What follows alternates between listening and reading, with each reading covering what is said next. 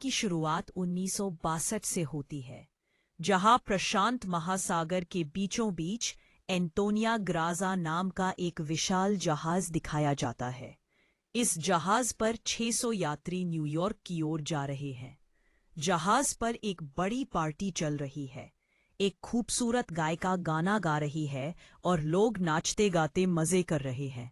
हर कोई खुश है, लेकिन उन्हें अंदाजा भी नहीं कि कुछ ही मिनटों में भयानक घटना होने वाली है।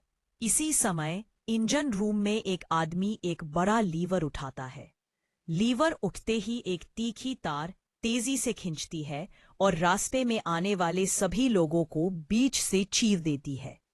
पलक झपकते ही हर जगह खून फैल जाता है। इसी अफरा तफरी में एक छोटी बच्ची केटी बच जाती है, क्योंकि उसकी ऊंचाई कम होने के कारण तार उसके सिर के ऊपर से निकल जाती है। इसके बाद कहानी 40 साल आगे बढ़ती है। एक टीम अपना टग बोट लेकर एक बड़े जहाज को खींच रही होती है। अचानक वह पुराना जहाज डूबने लगता है। टीम लीडर अपनी साथी मर्फी को भेजता है कि वह खिंचाव वाली वायर को खोल दे, वरना पुराना जहाज डूबते डूबते उनके टग बोट को भी नीचे खींच ले जाएगा। पानी बहुत तेजी से अंदर जा रहा है।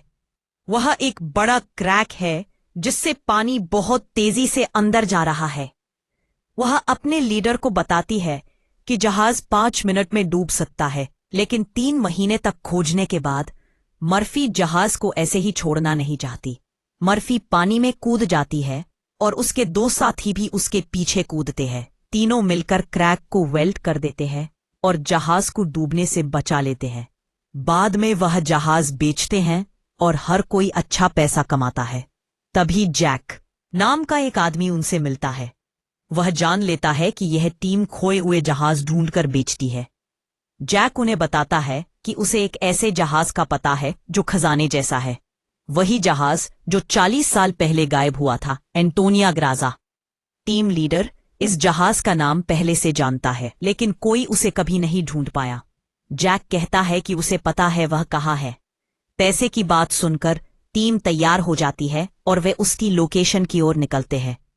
कई दिनों के बाद वे समुद्र के एक वीरान हिस्से में पहुंचते हैं। यहां उन्हें उस पुराने जहाज का सिग्नल मिलता है। थोड़ी दूरी पर एक विशाल जहाज दिखाई देता है, वही जहाज जो 40 साल से गायब था। टीम लीडर कुछ लोगों को जहाज पर जांच करने भेजता है। जहाज के अंदर अजीब आवाजें आती हैं। चलते चलते वे बड़ी घड़ी के पास पहुंचते हैं, जिसकी सुइयां अभी भी चल रही होती है, फिर अचानक रुक जाती है। सबको यह बहुत अजीब लगता है। वे आगे बढ़ते हैं। जहाज अंदर से बिल्कुल तबाह है। अचानक एक 3 सदस्यीय फर्श टूटने से नीचे गिरता गिरते बचता है। उसे खींचते समय उन्हें नीचे एक लड़की दिखती है, वही केटी जिसने 1962 का हादसा झेला था।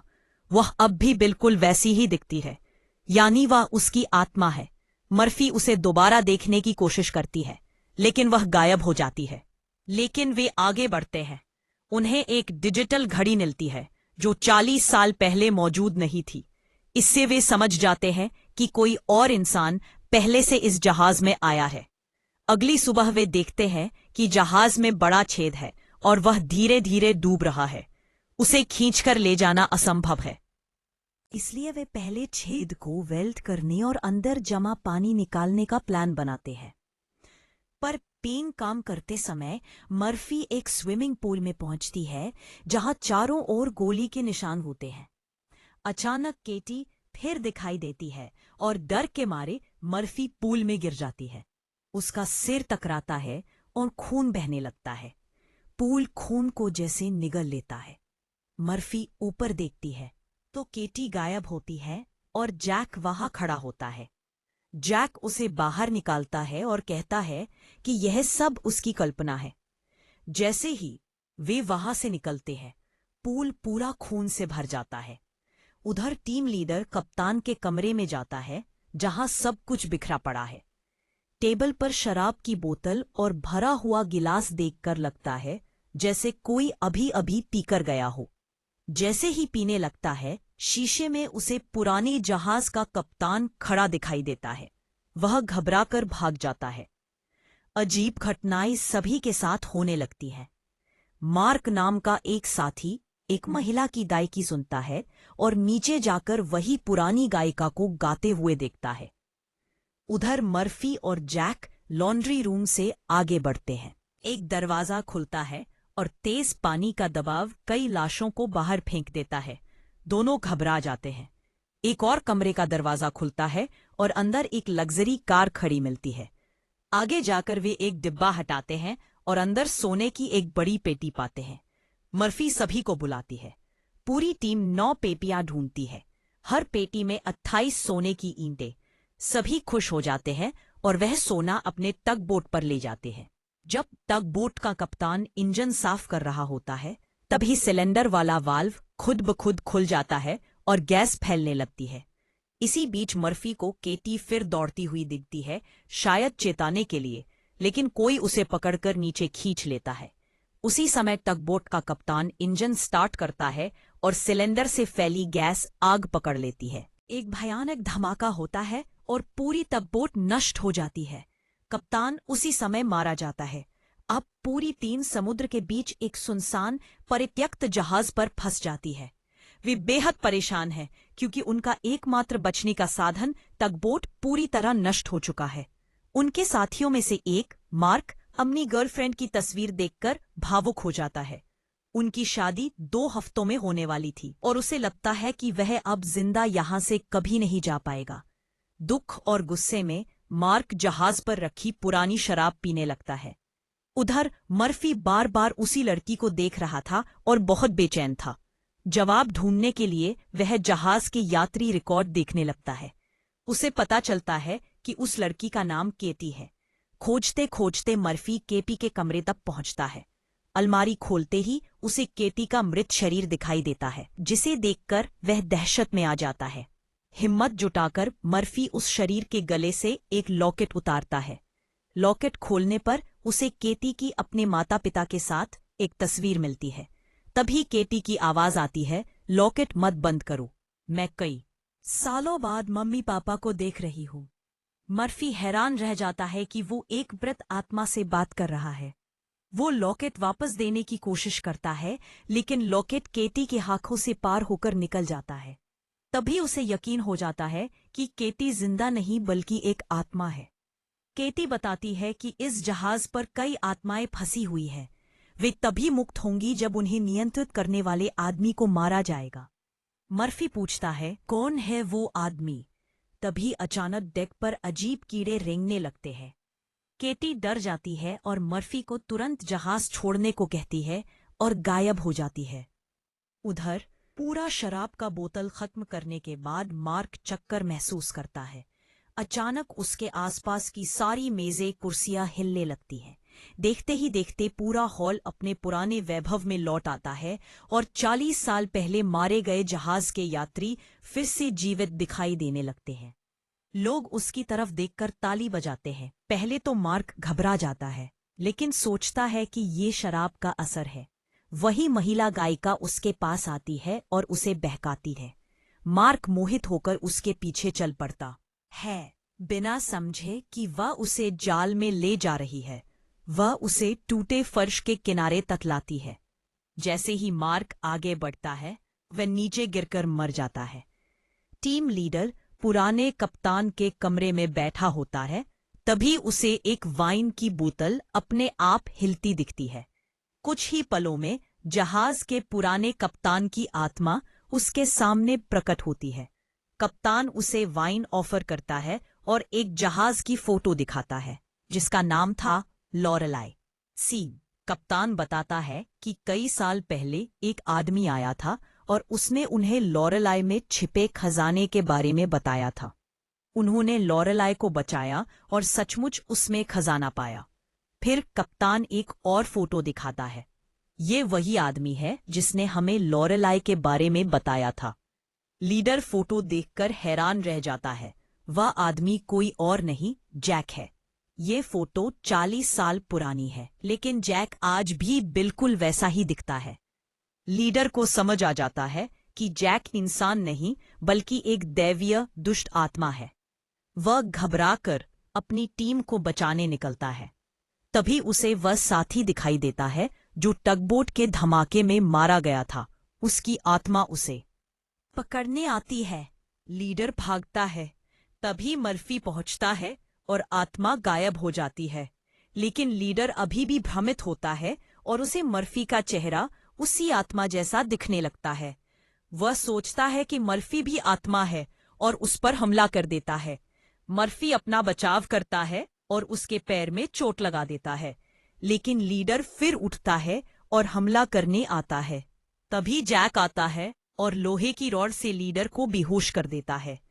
जैक वही आदमी जो उन्हें इस जहाज तक लाया था। पूरे समूह में केवल लीडर ने सत्य जान लिया था कि जैक इंसान नहीं बल्कि दुष्ट आत्मा है। जैक यह समझ चुका था, इसीलिए उसने बाकी लोगों को बहकाकर कहा कि अगर लीडर जाग गया तो किसी को मार देगा। सब उसकी बात मानकर बेहोश लीडर को पानी की टंकी में डाल देते हैं। बाकी लोग जहाज की मरम्मत जारी रखते हैं। मर्फी को मार के याद आता है और वह उसे ढूंढने जाता है। केटी फिर दिखाई देती है और बताती है कि मार्क मर चुका है, महिला गायिका के पीछे चलते हुए। वह मर्फी को अपने हाथ से छूती है और उसे 1962 की उस रात में ले जाती है जब जहाज पर नरसंहार हुआ था। उस रात अपराधियों ने जहाज के सभी यात्रियों को मारकर सारा सोना चुराने की योजना बनाई थी। कई लोगों को जहर दिया गया, कई को तार से काटा गया, कई को गोलियां मारी गईं, इवन केटी को भी नहीं छोड़ा गया। उसे घसीटकर उसके कमरे में फांसी दे दी गई। इस सब के पीछे महिला गायिका थी जिसने पूरे खून खराबे को अंजाम दिया। बाद में उसने अपने ही साथियों को मरवा दिया और अंत में मास्टरमाइंड आया, जैक, और उसी चेन से उस महिला गायिका को फांसी दे दी। मर्फी केटी की मदद से यह सब देख लेता है और सच जानकर स्तब्ध रह जाता है। यह सब जैक ही करवा रहा था। जहाज धीरे धीरे डूब रहा था और उसे बचाने के लिए किसी की जरूरत थी जो उसे ठीक कर सके। इसलिए जैक चालाकी से उन्हें यहां लाया। अब जहाज पूरी तरह ठीक हो चुका था, तो जैक को उनकी जरूरत नहीं थी। वह उन्हें मारना चाहता था। मर्फी को याद आता है कि उसने भी जैक के प्रभाव में आकर लीडर को टंकी में बंद किया था। वह उसे बचाने दौड़ता है, लेकिन देर हो चुकी होती है। लीडर पानी से भरी टंकी में डूब चुका होता है।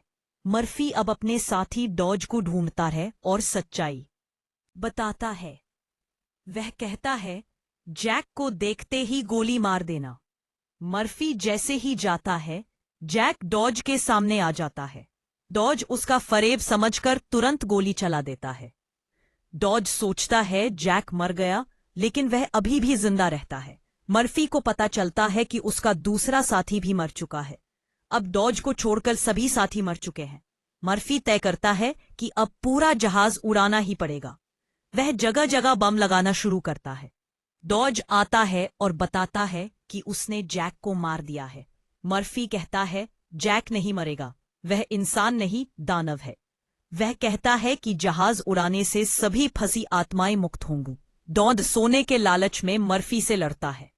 मर्फी कहता है, ये सोना जैक का जाल है, हम कभी इसे ले नहीं पाएंगे। असली जैक सामने आता है और बताता है कि उसने डॉज को पहले ही मार दिया है। वह कहता है, तुम जैसे जहाज जमा करते हो, मैं आत्माएं जमा करता हूं।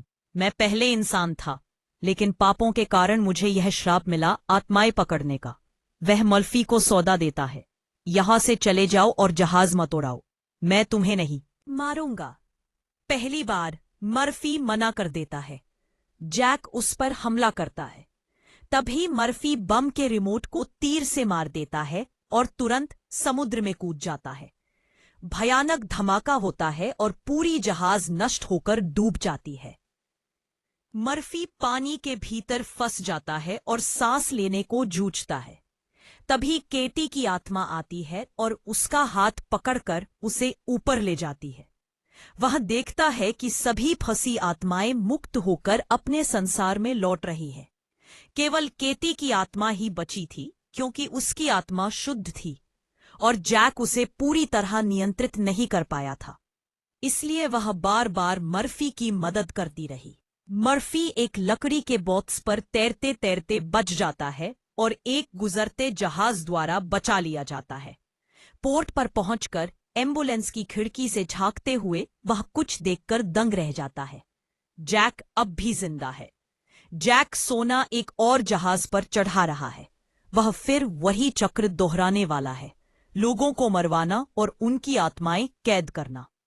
कहानी यहीं खत्म होती है।